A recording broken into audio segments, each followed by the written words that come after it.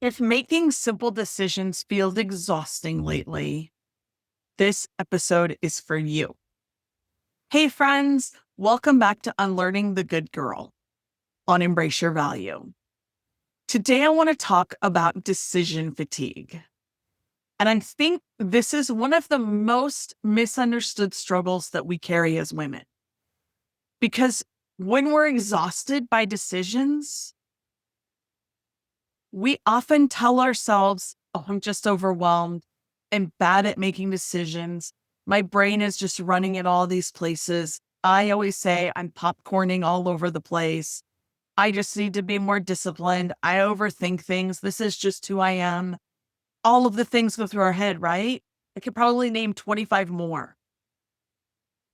But honestly, it's rarely the problem. A lot of the time, decision fatigue is what happens when self-trust has been worn down over time. We've talked about self-trust a lot over the last couple of weeks if you've been following in this series. If you haven't, no big deal. You can always go back and listen to them. But if you have spent years putting everyone else first, checking everyone else's needs before your own, or at all, maybe you're not checking your own needs at all, avoiding disappointing people, overriding your own instincts, or constantly seeking reassurance, your internal compass gets quieter. And when your internal compass gets quiet, every decision starts feeling heavier. Not because the decision itself is hard, because you no longer trust yourself inside of it. That's the key. We have to trust ourselves inside of every decision and know that even if it's not the right decision for us, we're getting something out of it. I've been doing that a lot lately in just what's my lesson in this? What am I supposed to be getting out of this? Why am I supposed to do that? Let me give you a really simple example of how I do that. I literally just recorded a podcast episode for you guys that I recorded 2 weeks ago. It sounded familiar, but I talk about these topics all the time. I didn't go and look. So I recorded the whole thing and it was good. I was on fire. It was probably better than the first time around, but I didn't change it out because it's already been published. But you know what? I instantly said to myself, obviously I needed the practice on that. Obviously there was something in there that I was supposed to remember that I haven't been telling people. Those are my lessons. That's what I get out of it. I needed the practice. Did it hurt me? Absolutely not. So instead of me being upset with it, with myself, with the whole thing, I just simply went, it doesn't matter. I'll record the next one. I know which one I'm supposed to record next. That's how that works, right? We don't have to be angry about it. We don't have to beat ourselves up. We have to be like, oh my God, you're so dumb. You already did that one. You should have known better. No, none of that's happening. We just say, okay, obviously I needed something out of it. Maybe later I'm going to be talking to a client and it's totally going to come up because it's fresh in my mind. Maybe it wouldn't have if it hadn't been fresh in my mind. That's how this works. We get to decide. I remember standing in my kitchen one day trying to just make a simple decision. What was I going to do next? I had 15 things I needed to do. I needed to go down and do laundry. I needed to clean the bathroom. I needed to start working. I needed to cook dinner or prep dinner. I needed to do all of these things. But I had so much going on that I felt frozen. I couldn't even pick one. But I was also not only carrying all those things, I was carrying, what if my husband needed something? Have I checked in with my mom lately? Have I taken care of all my clients' expectations? Do I have emails to reply to? All the shoulds, the have tos, the needs, all of them were all jumbled up in my mind, along with all the things that I needed to get done for our house, for my life, the things that I feel like I need to make my life good. And in that moment, what I realized, it wasn't struggling with decision fatigue. I was struggling under the weight of everything. There were things I wanted to do. There were things my husband needed. There were things my mom needed. And there were things my clients needed. And it was all piling on. And that's what most of us are doing. We're not indecisive, we're overloaded. And when we're overloaded, every choice feels expensive. If I take the time to go down the stairs and start laundry, who am I neglecting? You know, do I have to multitask when I do it? Like, there's a lot of things that come into that. Because when we have all this stuff going on, decisions are not just decisions anymore. They become, will I upset someone if I choose me over them? Will I disappoint someone? Will I create conflict? Will this make me look selfish? Will I be making the wrong choice? Will I regret it?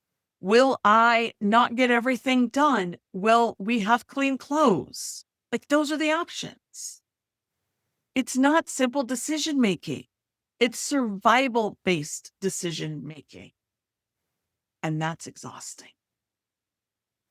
So for me, I decided I'm going to trust whatever decision I make, and everybody else is going to own their own stuff. I'll get to it when I get to it. And living by that has really freed me up. So I want to tell you about a client. She told me that ordering dinner felt stressful. Dinner. Not because she didn't know what she wanted, but because her first thought was, what does everyone else want? What will they eat? And I know that sounds small, but it's not, because it became a pattern for her. She had to always keep track of, well, what are they going to eat? I have to pick something that they'll like so that I make sure my family eats. And so one day I asked her, well, what would you want to eat if you were just going to choose? And she had no idea. Again, not because she couldn't come up with something, but she instantly started saying, well, my son would like this, or my daughter would like this.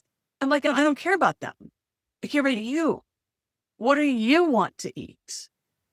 Now, if they don't factor in, because at some point they're going to be out of the house, what do you want? She looked at me like a deer in the headlights.